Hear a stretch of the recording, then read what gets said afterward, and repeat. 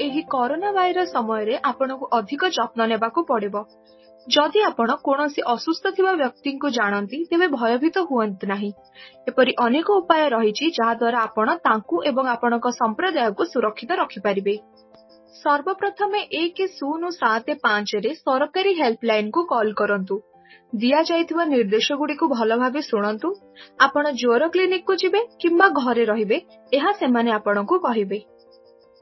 ଦ୍ୱିତୀୟରେ, ଘରେ ଜଣେ ବ୍ୟକ୍ତିକୁ ଚିହ୍ନଟ କରନ୍ତୁ ଯିଏ ରୋଗୀର ଯତ୍ନ ନେବାରେ ପ୍ରମୁଖ ଭୂମିକା ଗ୍ରହଣ କରିବ।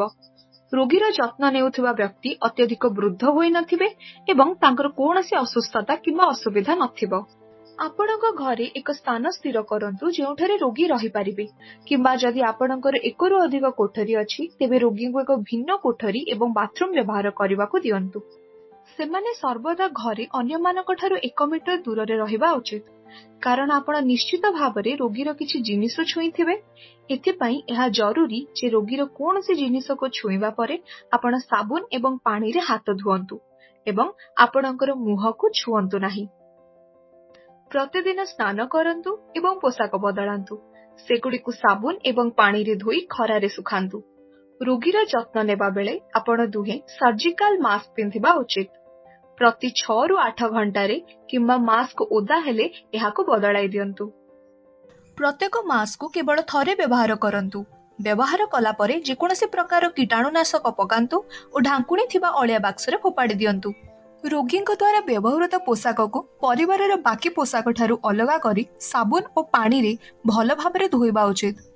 ଧୋଇବା ପରେ ପୋଷାକଗୁଡ଼ିକୁ ଅଧା ଦିନ ପର୍ଯ୍ୟନ୍ତ ଖରାରେ ଶୁଖାଇବା ଉଚିତ। ଯଦି ସମ୍ଭବ, ପରିବାରରେ କିଏ ଘରୋଇ ସାମଗ୍ରୀ ଏବଂ ଔଷଧ ଆଣିବାକୁ ବାହାରକୁ ଯାଇପାରିବେ ତାହା ସ୍ଥିର କରିନିଅନ୍ତୁ। ଦେଖନ୍ତୁ ଯେପରି ରୋଗୀ ଭଲ ଖାଦ୍ୟ ଖାଆନ୍ତି, ଯେଉଁଥିରେ ଭଲ ପରିମାଣର ପନିପରିବା, ଫଳ ଏବଂ ଡାଲି ରହିଥିବ। ରୋଗୀ ପ୍ରଚୁର ପାଣି ପିଇବା ଉଚିତ।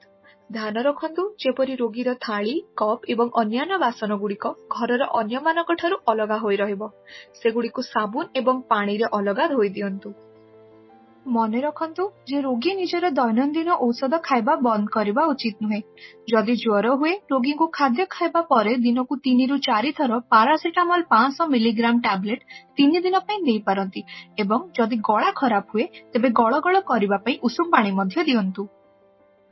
ଯଦି ରୋଗୀଙ୍କର ନିଶ୍ୱାସ ନେବାରେ ଏତେ ଅସୁବିଧା ହେଉଛି ଯେ କଥା ହେବା ବେଳେ ଗୋଟିଏ ବାକ୍ୟ ବି ପୁରା କହିପାରୁନାହାନ୍ତି, ଛାତିରେ ଗଭୀର ଯନ୍ତ୍ରଣା ହେଉଛି, ବେହୋସ ହୋଇଯାଉଛନ୍ତି କିମ୍ବା ଅନ୍ୟ କୌଣସି ଗୁରୁତର ସମସ୍ୟା ହେଉଛି, ତେବେ ଜରୁରୀକାଳୀନ ପରିସ୍ଥିତିରେ ସ୍ଥାନୀୟ ହେଲ୍ପଲାଇନ, ଆଶା ବା ANMକୁ ତୁରନ୍ତ କଲ୍ କରି ଆମ୍ବୁଲାନ୍ସକୁ ଡାକନ୍ତୁ କିମ୍ବା ଆପଣଙ୍କୁ କେଉଁ ଡାକ୍ତରଖାନାକୁ ଯିବାର ଅଛି ତାହା ବୁଝିନିଅନ୍ତୁ।